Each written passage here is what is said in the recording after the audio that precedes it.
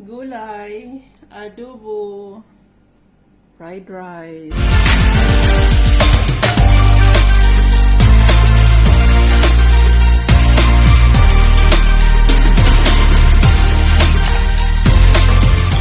Nakita mo dumaan ba sa iyo yung nagmaoy na? Wala, nagwawala talaga. Sino? Ay, wala siguro. Hindi ko naman kasi na-share, pero kung na-share ko yun, makikita mo. Hindi ko na pansin. Nandun, taga Mindanao. Lalaki. Kain, Gar! Nagadobo ako ng manok at saka naggulay ako ng repolyo at saka carrots. Sabaw nito kuhan, manok. Sabaw ng manok. Ha? Ano yan? Ano daw? Atay? Adobo rin.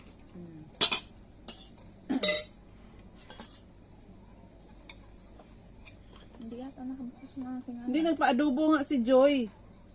Tapos hindi naman pumunta. Ay, Hindi naman pumunta. kaya pala yung aking ano, Ibiin. BPN.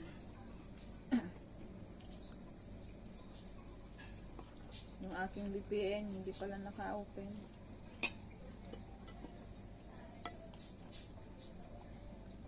Tinawagan ko si Ani.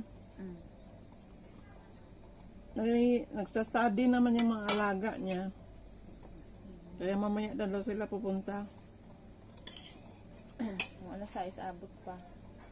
5:04 na eh. Pag-light open ko lang ang aking ano.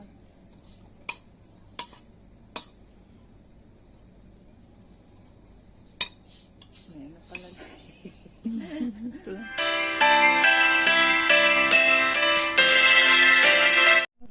Haggard lang per minute niya. Haggard og naong. Puro na lang ano. Wala pa. Ayun na. Ayun na palit na. Nag-VPN pa ako. Tagal mag-open.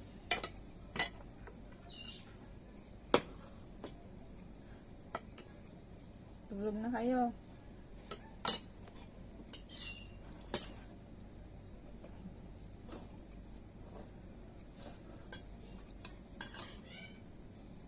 Pagod ako, Jo. Pagod ako. Matulog pagkatapos.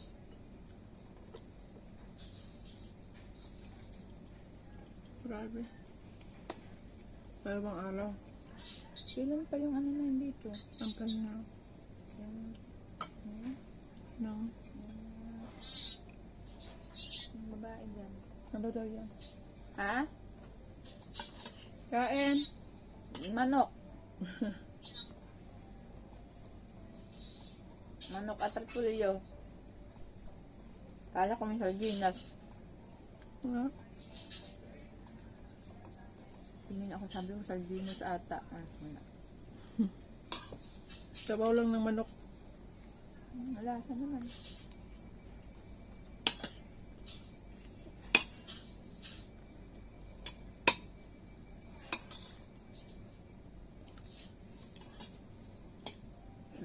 Natawa ako sa gawa namin kagabi sa butiki ay. Bakit? Laki pa naman ng butiki, mapink-pink. Doon sa kwarto nila.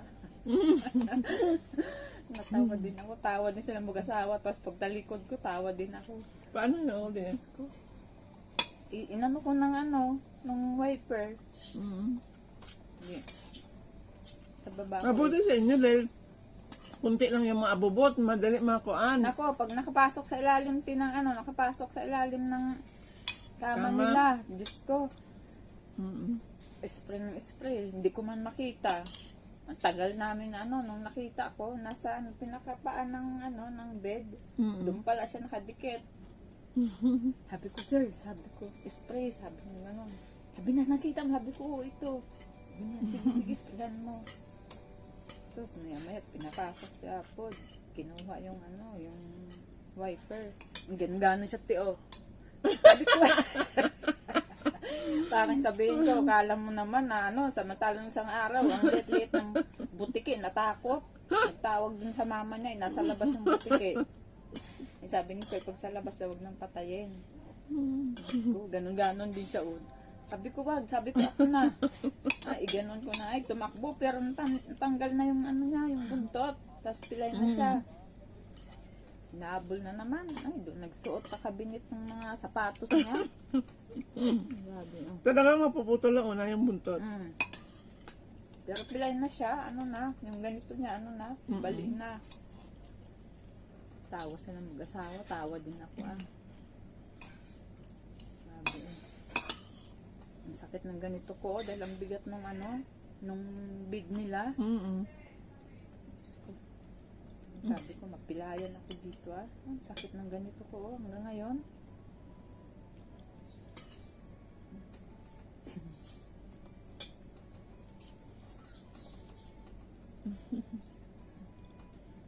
Kumusta ang ano, pag-aaral?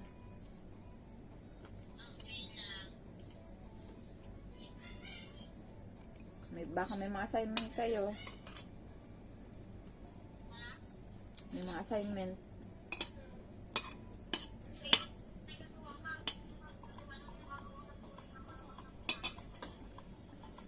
Ano yan? Tissue. Ha? Tissue. Wait up.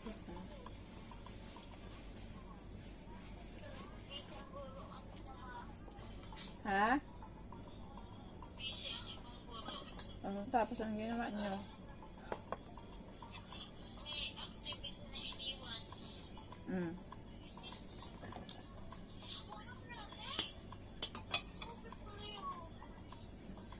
Sa bayan pa rin yung babae? Pangalay mo? Sa bayan pa rin Aral? Opo. Nagbo-boarding din? Hindi po, sa sundo. Buti nga. Ay gusto magsarili ng motor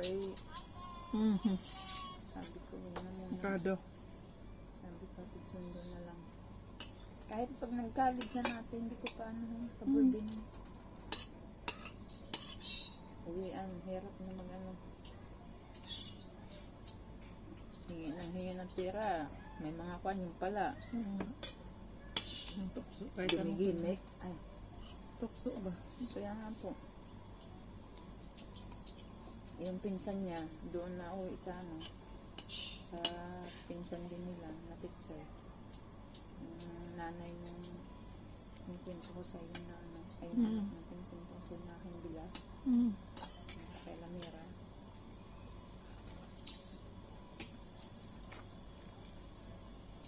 Yung nag-uwisan, pinsan sa pamangkin ni Edgar. Sa bayan kasi ng bahay nun. Asawa kasi ng Armel, nakabili sila ng bahay. Doon siya uwi. Sila nyo doon kakuya. Buti na ba mag-boarding out ka na lang kaysa sa Kaya nga po. pero may iwasan yung mga masabi-sabi. Kaya nga sabi ko nga kung ganyan. Kasi yung tatay, yung kapatid na Edgar, yung tatay mo, may trabaho naman, yun sa matig sundo. Kaya doon pinatira ng nanay sa sabi ko. Ang harap ng kahit pasabi sa mag-anak mo. Tapos hindi pa makakilos ng yan. Kain!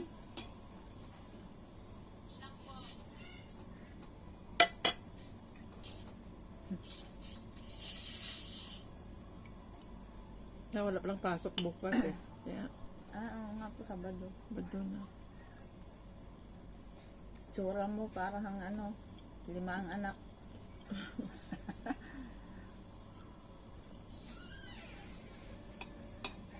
Mangan! Manganta na, manganta. Mangan tayo. Nang araw ng trabaho. Dalawa. Pasuyo.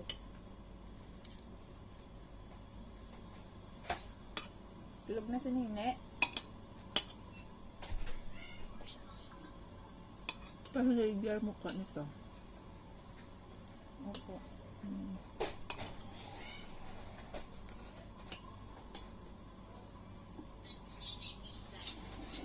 Pero yung lalaki mo, mukha mo doon. Sa akin. Yan sa tatay. Kami lang ng iba.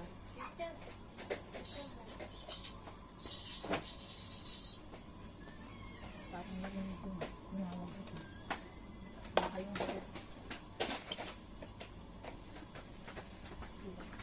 Nakunin ko yung kwarto niya, bakit? Tapos sinawag yung sandal na kagaling.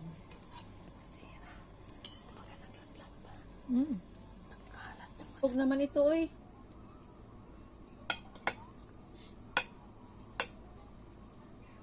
Wala pa eh, mamaya pa si Honey kasi darating.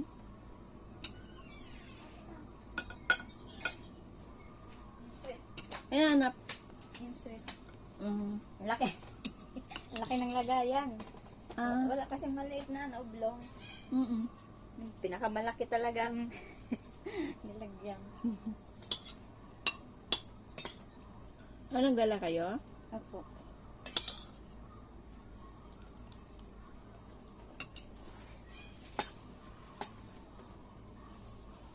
Tulog na papa mo?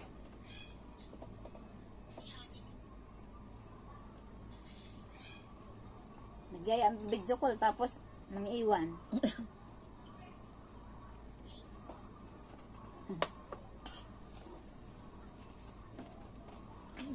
Kuha ka tubig. Ang tubig eh. Ha?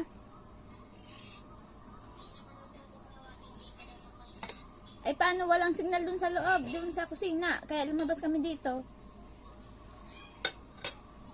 Lumabas kami dito, walang signal doon sa loob. Sa isang ano ni ate, kusina.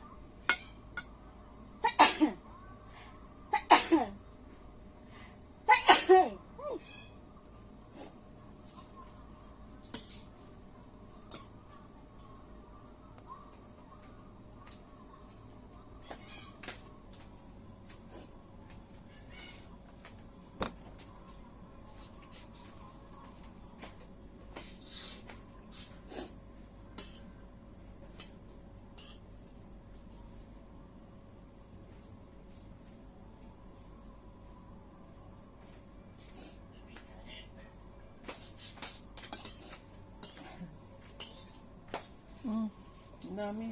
Kahit damihan ng kain. Ano yung doon ko?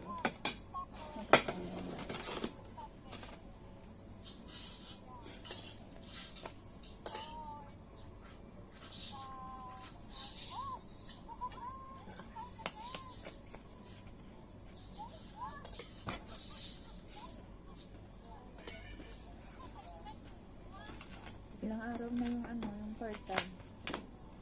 Last day daw yan ngayon. Kasi bumalik na si Drama Queen.